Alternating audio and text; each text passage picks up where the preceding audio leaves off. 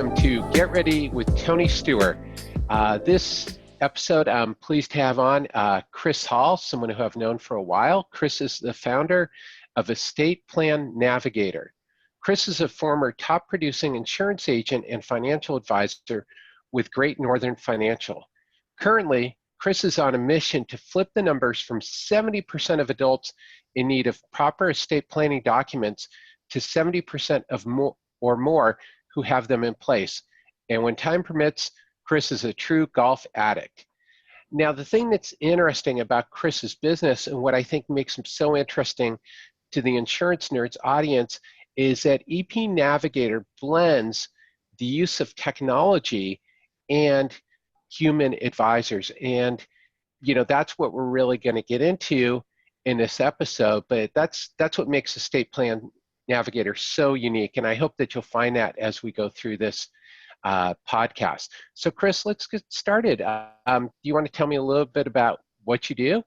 Sure. Thanks, Tony. At EP Navigator, we have created a one-of-a-kind cloud-based platform that's paired up with a nationwide network of attorneys, and it allows an agent or an advisor to offer kind of in-house estate planning services in a really simple and affordable way. In other words, the agent or the advisor is able to collaborate with an attorney and their client wherever they're conducting business. It can be Starbucks, in home, in office, wherever you are. It can even be done via a screen share. And the documents are created in real time. Well, that's fantastic. So, I mean, it really fits in well then with today's mobile world. It really does. Well, how did you get started with EP Navigator? Well, like you mentioned in the opening, you know, I'm a former agent and advisor. I started by getting my life insurance license, as a lot of at least the older guys like me did, and then found I needed to maybe, in order to offer all the things I wanted to offer and take really good care of my clients, I then got securities licensed and got my 65 and all that. And as I was building my practice down in Southern California, in the San Diego area, I was frustrated because I had a lot of folks that we would uncover a need for estate planning documents, and I would refer them to an attorney, and for whatever reason, it's a long list, but they wouldn't get it done. Whether they don't want to discuss the issue, whether it was often cost, even if their situation was really kind of a straightforward, you know, mom, dad, 2 kids, a house, you know, real straightforward. It was expensive. It was difficult and clunky to get to the attorney and make that happen. So I went in search of a solution that, you know, made sense for those folks and was more approachable. And I found a company out of San Diego that would do that. And I used them for 10 years. It was a great process, and it was sort of very early internet. So we didn't have a lot of the tech that we have today. Al Gore hadn't invented the internet yet. But so I literally hand wrote the client's information down on a data intake form, shipped it off to an attorney, and a few weeks later, documents came back to us. The cool thing about that process was it allowed me to quarterback the process. I could sit with the client. They didn't need to get dressed up and go to an attorney appointment. You know, I had some control over the process, but I let the attorney take care of all the actual things that needed to be done by an attorney. Well, 10 years later, I sold my practice, but I became good friends with the folks at Legacy Legal, which was the name of the company back then in San Diego. And I probably did 200 or so estate plans through them for my clients. Well, fast forward to a couple of years ago, one of the founders of Legacy called me up and said, hey, look, I'm building a new company, and we're going to finally bring this tech, we're going to take advantage of technology. And he asked me to partner with him and be the marketing arm and the service arm, because I knew a little bit about being on the advisor side. So that's kind of how we've come circle. And I started Estate Plan Navigator about 2 years ago. Well, fantastic. And I think you hit on something that all of us face that work directly with clients, is that sometimes it can be a challenge to help clients get their information together to take care of a certain task. And Mhm. in this case, Estate EP Navigator. So what tools would you recommend to an advisor to help their clients get ready for working with accessing another service such as estate planning? Well, so, they've been doing it I call it the wrong way for a long time, and that's referring out to an attorney. But they didn't know that they had any choices, really. Hmm. It's an area where a lot of advisors are fearful, and rightfully so. They don't want to be involved in or being perceived as practicing law, right? So safest thing to do is, refer the client out to the attorney and let the attorney take care of that. So we're changing that. Our tool allows the attorney to extend their practice into the agent's practice, so to speak.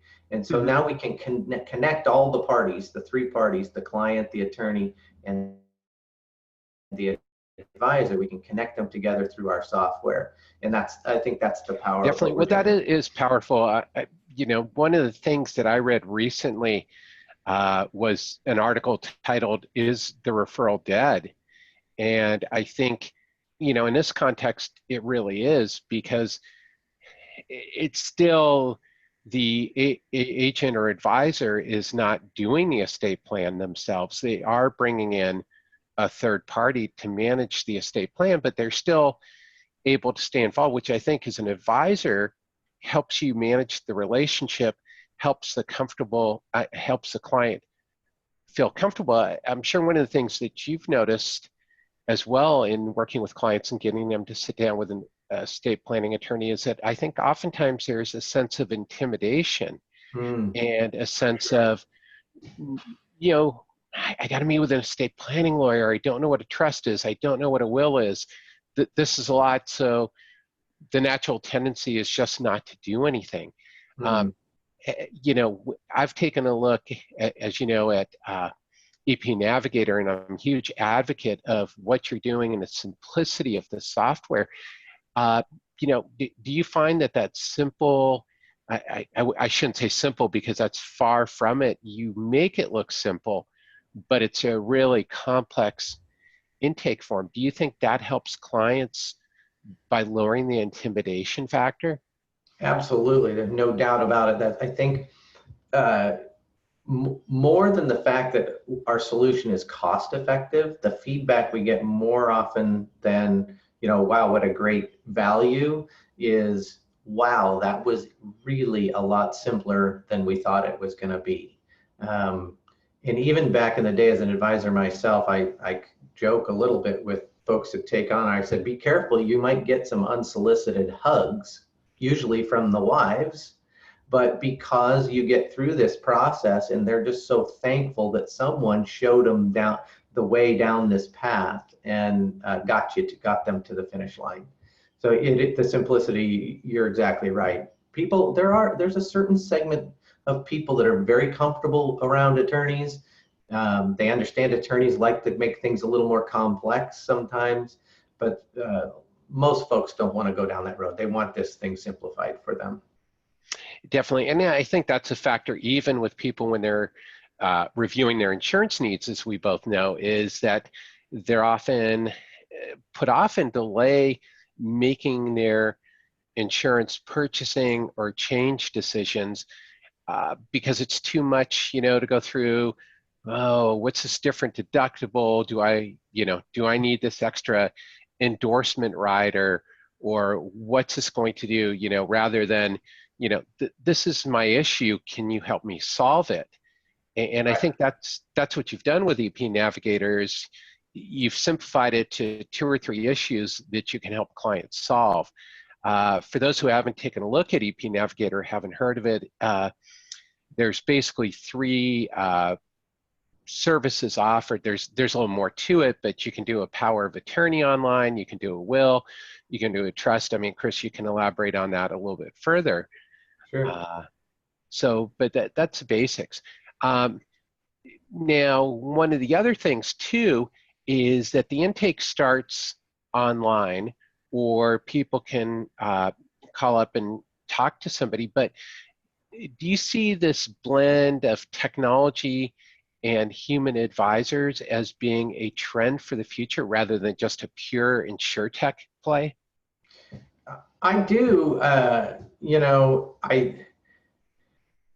think for the reasons we've sort of been touching on, I think there's this level of comfort that the client has or the customer has at this point in the advancement of technology, sort of this AI hybrid that we've got going. I think the human touch is still important in the equation, for a level of comfort, that personal touch, and quite frankly, AI is just not, at least not in my world, it's not advanced enough to do everything that needs to be done. So I know technology is moving fast, but I personally don't see a scenario where the human element is out of this.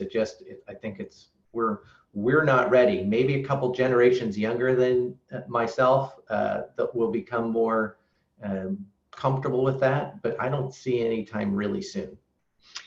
Definitely. Well, one thing that I found surprising is, I recently put out Get Ready, Yeah. and that I found that there was a huge reception from 20-year-olds, which I completely did not expect to a paper-based Wow, that's planner and amazing. organizer, that they really like that. And, the common sentiment is that, there's technology in everything that they do, that they want to just have a tactile relationship with Hmm. something and get away. They don't want to, popular to common belief, 20-year-olds and 30-year-olds don't want to give all their information up to companies. They understand much better than, let's say, somebody more mature like us, Nice way to put it. yeah,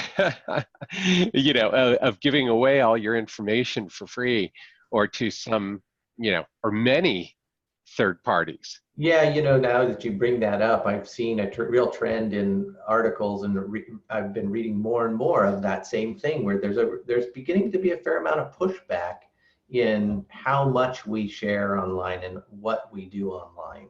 So yeah, I see that for sure. Yeah, and that's an interesting thing. So do you see a future for an industry as slow moving as the insurance industry to move away from using boilerplate forms and intakes and rating sheets to doing a tech-driven solution like EP Navigator where, the clients are doing some of the stuff online and the agents are helping them make the decisions and do all the planning? Do you see that working in the insurance industry? I do, and I've been out of the industry for quite a while. I sold my practice in 2009, but from some reading, I'm pretty sure they're already using a fair bit of it, maybe in some underwriting, and I can see a real opportunity there. I know it may be a little bit of a sore subject, a lot of the online purchasing of insurance, and that the competitor to the human that we see.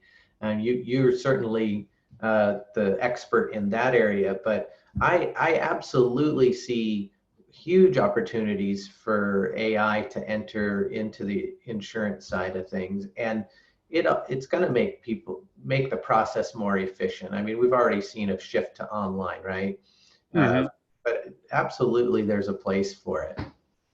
Yeah, and I think everybody up and down uh, the insurance ladder or ecosystem sees that there's a need to make the process a little bit smoother. Like on the life insurance side, having it take 6 to 8 weeks to underwrite a policy in today's world is it just seems like That's something out of the past, even though it's only 4 or 5 years. No, I agree. And insurance is, let's face it, they're risk averse, and they're very conservative. And I was shocked when earlier this year I discovered that one of the biggest, I won't name names, but one of the biggest and oldest large insurance companies has adopted or has created a rider to a term life policy that included some estate planning. Uh, Hmm.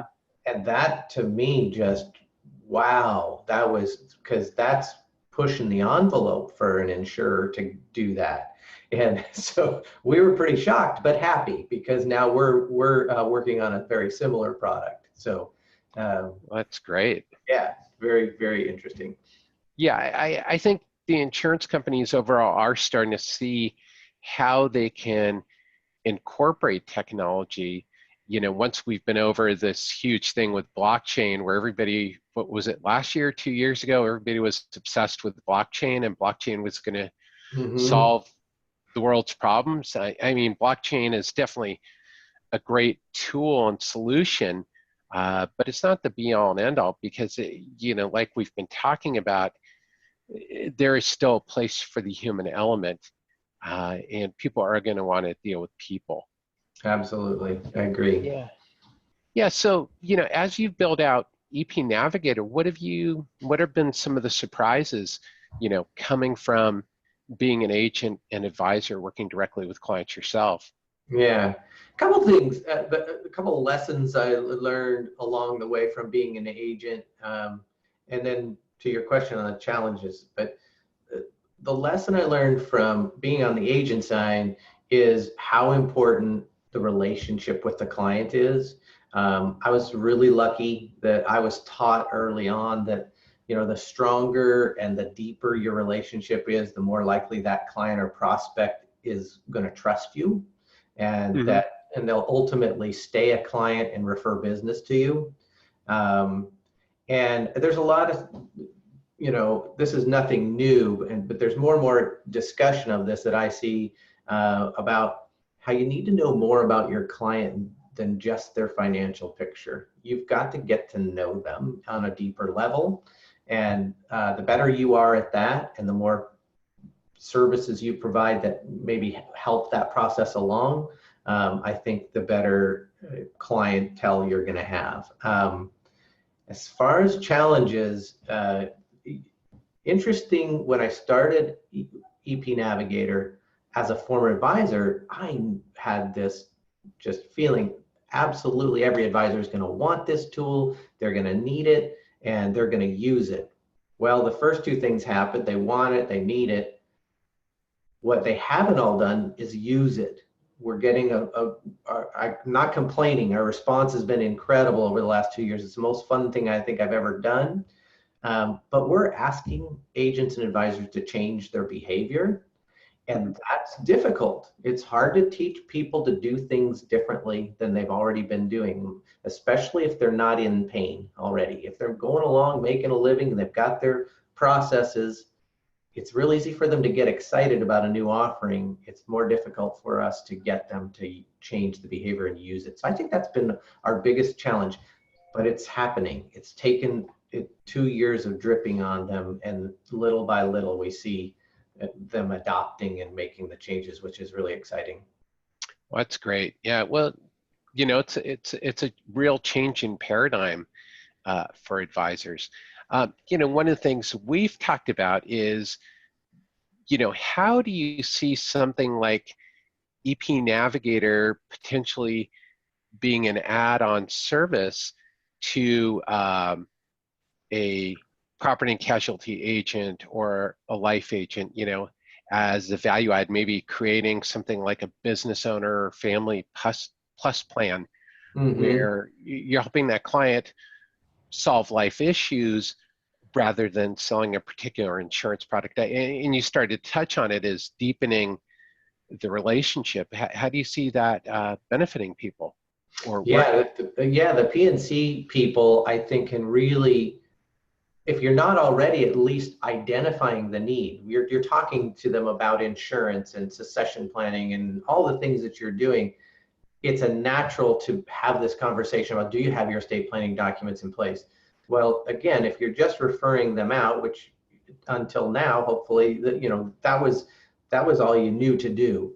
Now you have the opportunity to create a relationship with EP Navigator where you could refer your clients to us, or you can have your own portal and help quarterback your clients through this process. And what we think you'll gain from that, like you mentioned, Tony, is that stronger, deeper relationship. you've solved a really important piece of the picture for them, for these folks that they thought was maybe highly complex or super expensive or what unapproachable. You do that, that kind of marries that client or that customer to you in a new way. And I think that's very powerful. So I think that's one of the biggest benefits you get. The other thing, I talked to an agent the other day who he was mentioning 2 years ago, before he started using EP Navigator, he said he referred a client out to an attorney for their estate plan. Well, the attorney in turn referred that client to a friend agent of theirs, said, you should talk to my friend, the agent, as well. He nearly lost the business because he had to refer to this attorney. Yeah, So geez. yeah, and I do hear that happening occasionally. So Oh, I yeah. call it put a fence around your client. Offer this, as many services as you can, sort of within your own tent or your own business or whatever. That's going to protect you from your competition a little bit. And so anyway, I think those are ways that a PNC agent could take advantage of what we do. Yeah, and I see how that work, could work too, is, if you're working with a multi-generational family business, is that it helps bridge the relationship to the next generation, where, you may have been providing liability and workers' comp to a family business for 30 years.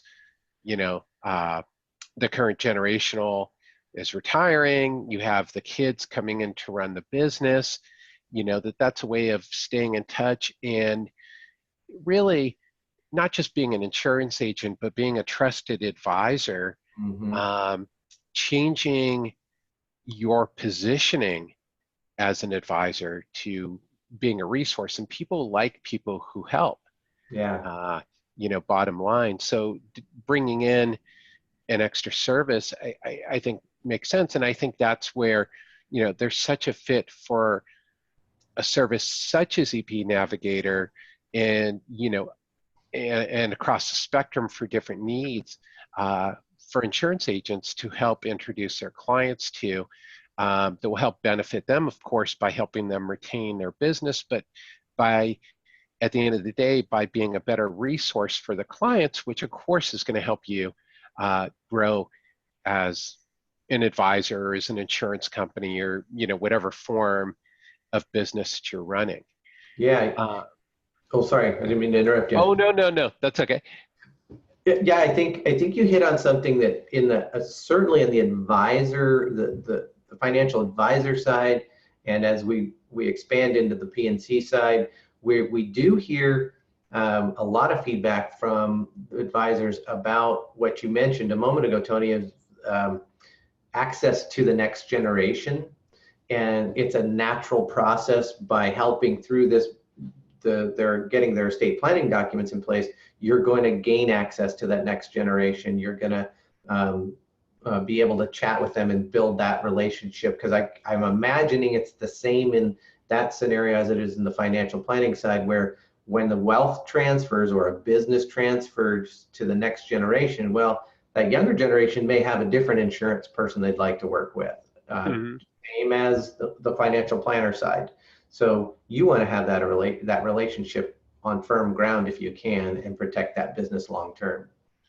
Definitely, and get to know the incoming generation. I think that's sometimes what happens, is they just don't have the familiarity, and they don't see the value that somebody may have added over 20 years of having a relationship, because they don't have the experience to see that Right. that 20 years of institutional knowledge does actually present an asset. Yeah, has value. Definitely. And, one of the things I know that has been really a key strategy for you at EP Navigator, and that you've hit on, is partnerships.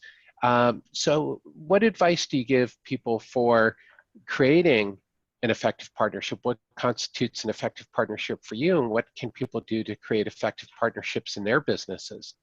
Yeah, it's been one of the more fun things I do, honestly, and I think what I've learned along the way is you have to genuinely want to help your partner succeed. You've got to get in and understand, what it is that partner is trying to achieve and what are their goals, and how you can help each other.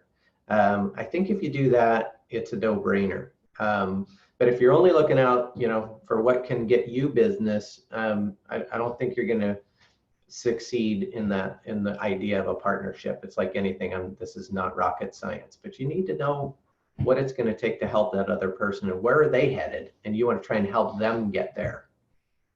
Definitely, and I think that actually ties back into two things that you mentioned. Is one about the attorney referring somebody out to another insurance agent, and whether referrals, or that I mentioned that referrals are dead, is, that maybe we need to look at this business that we have as, rather than referrals, is that when we do bring in another service or another advisor, that we're bringing them in as a partner in our business, not in the traditional sense of that they own a part of the business, but they're a partner in serving the client.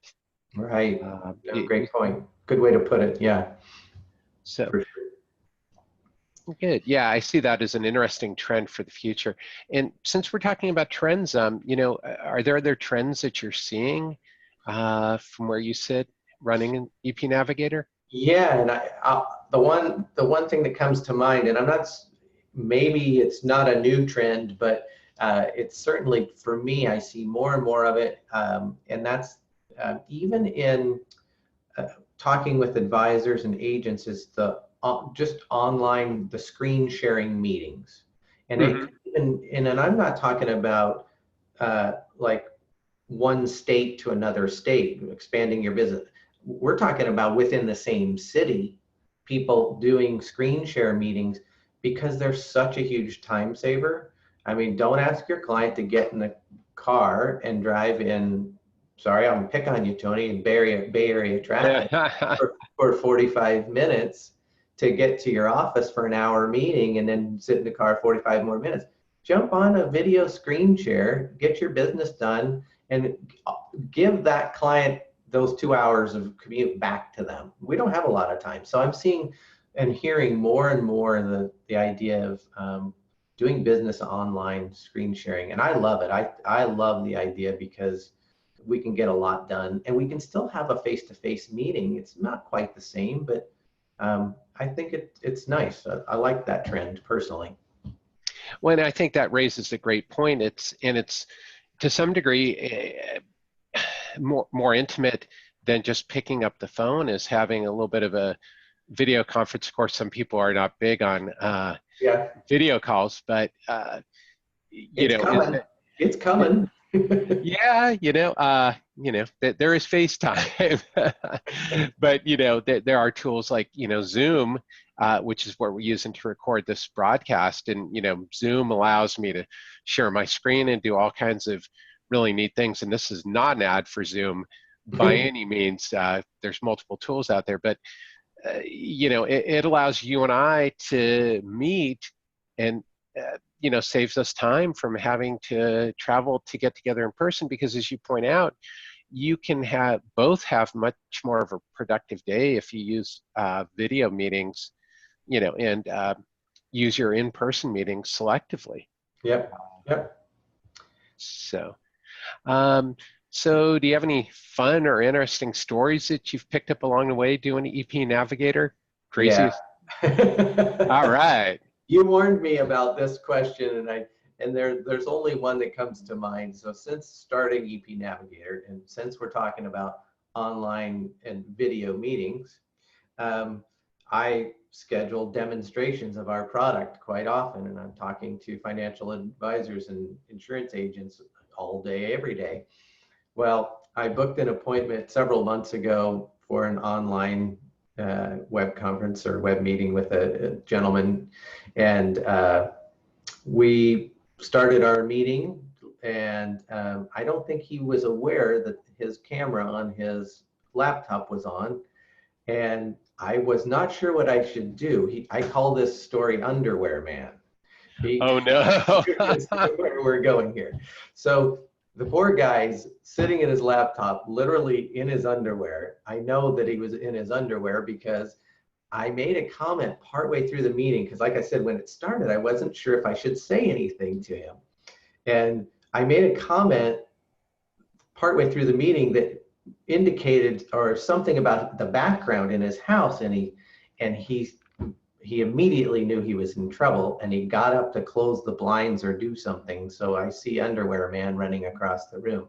So that, I think that's it's happened several times, not the underwear part, but where people just don't know they have their video camera on when we're talking.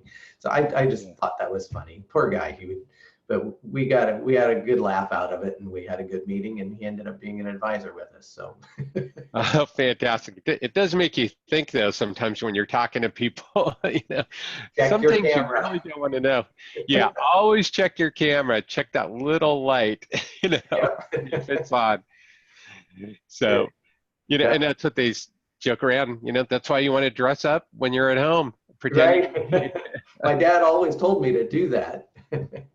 Well, Dress like you're at work. exactly.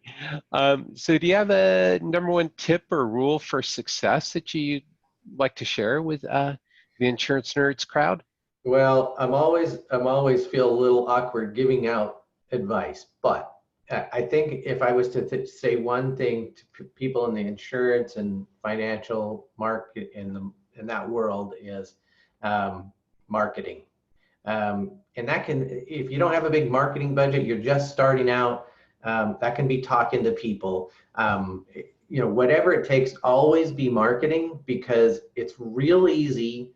And maybe I think of this because I was pretty good at it. It's real easy to get caught up in busy work and feel like you did something worthwhile for your business that day. But if you're not marketing, your pipeline's going to be dry before you know it. And you just have to be consistent in your marketing. And that works in just about any industry, right? But to me, I think if you're a good marketer, obviously you have to have the tools and you got to do the right thing for your customers. But if you're going to be successful, you've got to either be a marketer yourself or get someone to market for you.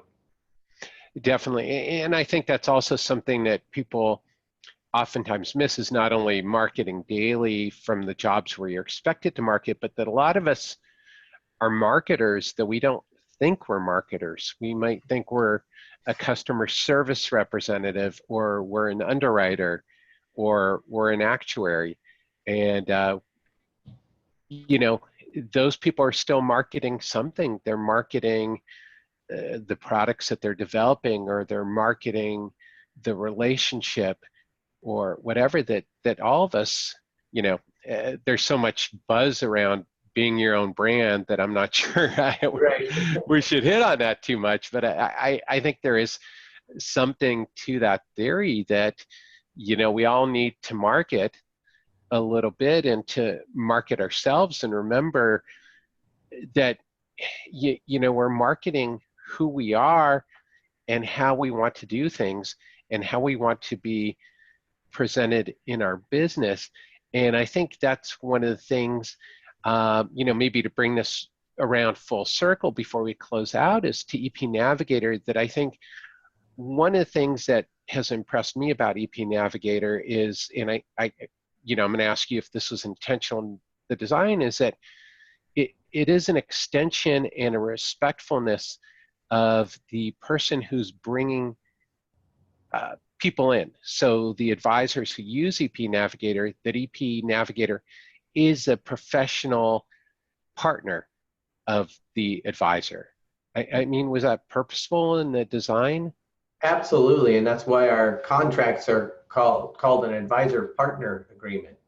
And we look at, you said this earlier, Tony, we look at our advisors, our agents, anybody using the tool as a partner, because without them, we don't have anything. We need each other.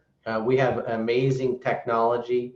We have a great product. We have a great set of documents. They're outstanding, but we need our partners to help us spread the word. And like you said in the opening, flip those numbers and get get all these people that don't have even the most basic documents. We're trying to get them and make them easy to access for everybody.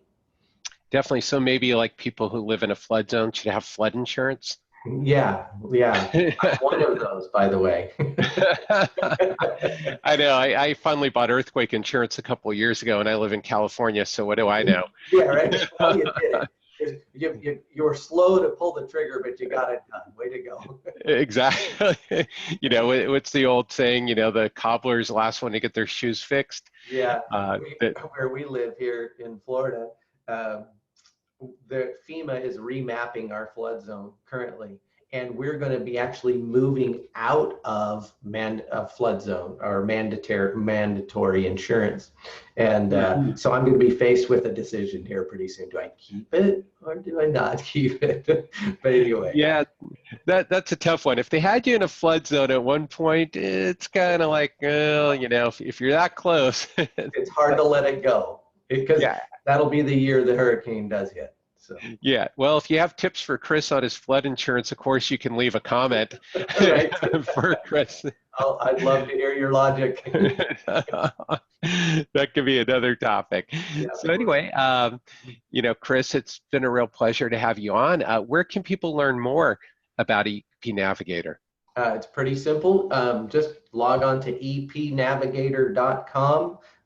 Lots of good information there on the website, and the ability, if you'd like to book a call with me, learn more, have a demonstration of how the platform works.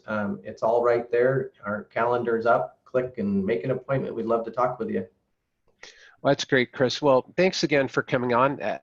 Today we've had Chris Hall from EP Navigator, the founder of Estate Plan Navigator, on Get Ready with Tony Steuer. Thank you for tuning in. Thanks, Tony.